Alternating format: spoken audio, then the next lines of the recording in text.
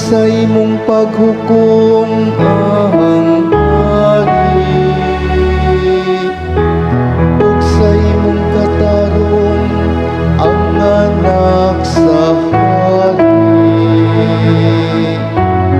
Manluan niya sa katarungan ang imong katawan, ug sa panghukom ang imong mga nag-antos nga ginsakupan.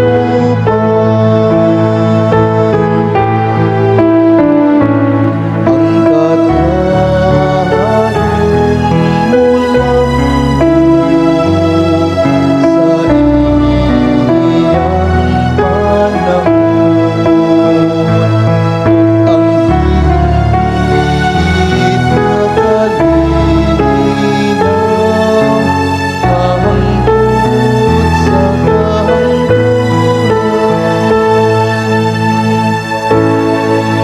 Ang katarong mulambo sa iyang panahon, ug ang halawong nga kalinaw hangtod mawala naay buwan. Maghari unta siya ikan sa dagat ngadto sa kadagatan, ug ikan sa suba ngadto sa kinatumyan sa kayutaan.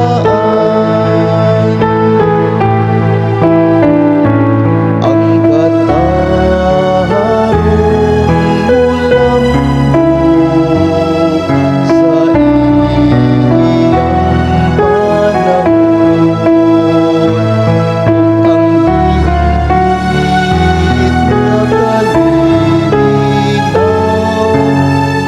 hangtod sa kahangturan.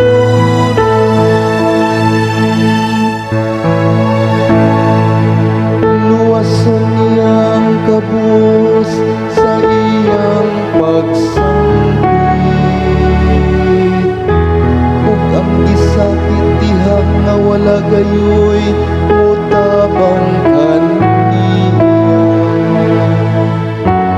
Kaluyan niya ang ubos, buhok ang kabus. Luwason niya ang kinabuhi sa mga kabus. Ang katarong mulambo sa iyang panahon, ang higit na kalinaw hangtod sa kahangturan.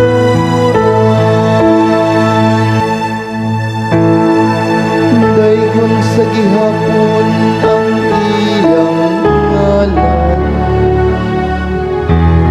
magpabilin ng iyang ngalan ingon sa adlaw.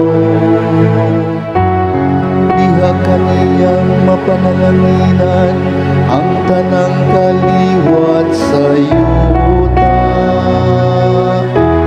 Ang tanang mga nasud nagsangyaw sa iyang kabulahan.